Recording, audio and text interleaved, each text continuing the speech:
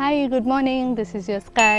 So ನಾವಿವತ್ತು ಶ್ರವಣ ಬೆಳಗೊಳಕ್ಕೆ trip ಹೋಗುವ ಅಂತ ಪ್ಲ್ಯಾನ್ ಮಾಡಿದ್ದೇವೆ, ಆಯಿತಾ. ಫ್ರೆಂಡ್ಸ್ ಎಲ್ಲ ಸೇರಿಬಿಟ್ಟು ನಾವು ಅಲ್ಲಿ ಹೋಗಿಬಿಟ್ಟು ಪ್ಲೇಸಸ್ನ ಎಕ್ಸ್ಪ್ಲೋರ್ ಮಾಡುವ ಅಂತ. ನಾವು ಶ್ರವಣ ಬೆಳಗೊಳದಲ್ಲಿ ಸ್ಟೇ ಆಗ್ತಾ ಇರೋದು. ಸೊ ನಾವಿವಾಗ ಎಲ್ಲರೂ ಅವ್ರವ್ರ ಪ್ಲೇಸಿಂದ ಹೊರಟು ಅಲ್ಲಿಗೆ ಬಂದು ರೀಚ್ ಆಗ್ತೇವೆ ಅಂತ. ಸೊ ನನಗೆ ಇವಾಗ 12ಗೆ ಟ್ರೈನ್ ಇದೆ. 12:27ಗೆ ಟ್ರೈನ್ ಇದೆ. 12 o'clock ಆಗಿದೆ ಟೈಮು. ಹೊರಡುವ ಲೇಟ್ ಆಯಿತು.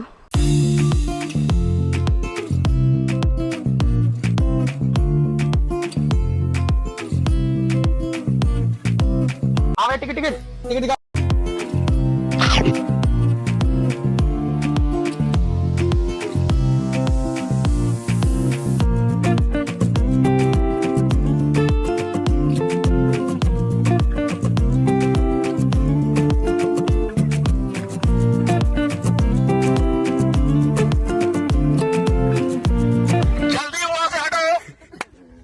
ಇದು ನಮ್ಮ ಅಭಿಯಣ್ಣ.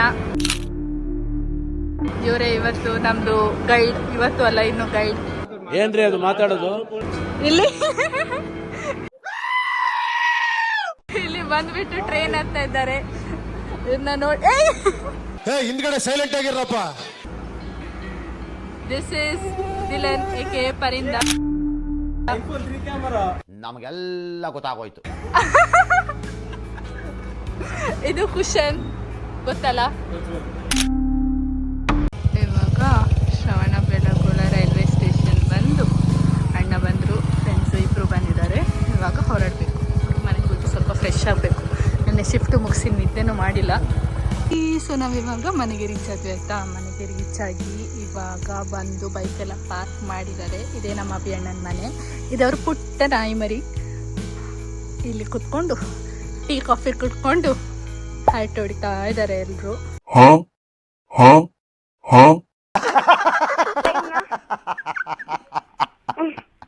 ಎಲ್ಲರೂ ಅಲ್ಲ, ಇನ್ನೂ ಬರಬೇಕು, ಬಂದಿಲ್ಲ. ಸದ್ಯಕ್ಕೆ ಇಲ್ಲಿ ಕುತ್ಕೊಂಡು ಇದ್ದೇವೆ. ಸೊ ನಾವಿವಾಗ ಜಾತ್ರೆಗೆ ಹೊರಟ್ವಿ. ಇವಾಗ ರಾತ್ರಿ ಇಡೀ ಜಾತ್ರೆ ಆಗ್ತದೆ, ಬೆಳಿಗ್ಗೆ ತನಕ ಆಗ್ತದೆ.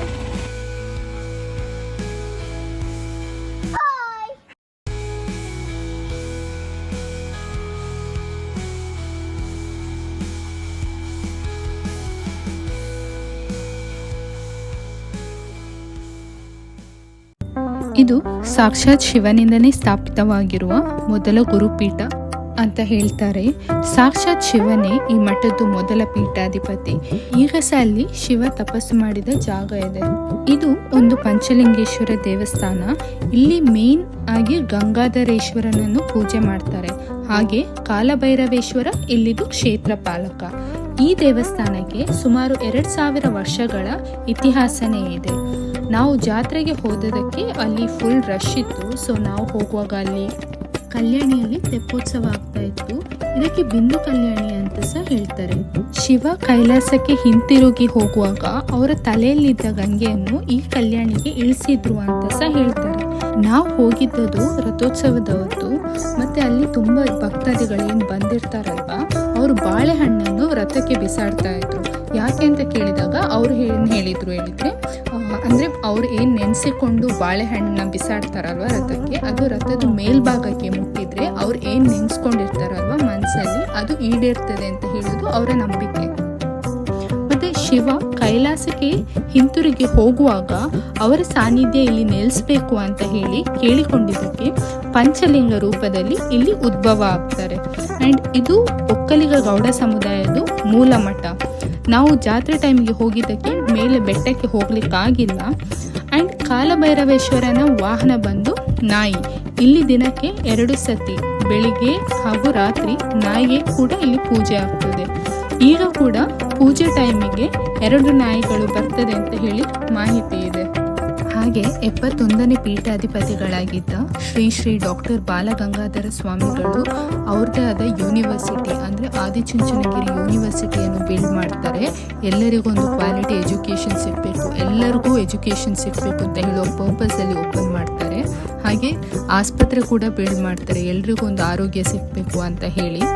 ಇವಾಗ ಅವರು ಡಾಕ್ಟರ್ ಬಾಲಗಂಗಾಧರ ಸ್ವಾಮಿಗಳು ಆದಮೇಲೆ ಶ್ರೀ ನಿರ್ಮಲಾನಂದ ಸ್ವಾಮಿಗಳು ಈಗದು ಅಲ್ಲಿ ಪೀಠಾಧಿಪತಿಯಾಗಿದ್ದಾರೆ. ಅವರೇ ಎಲ್ಲನೂ ನೋಡ್ಕೊಂಡು ಹೋಗ್ತಾ ಇದ್ದಾರೆ.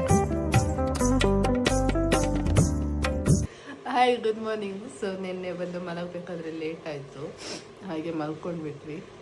So keep watching, keep supporting, ಹಾಗೆ ಲೈಕ್, ಶೇರ್, ಕಮೆಂಟ್ ಮಾಡಿ. This is you sky signing of.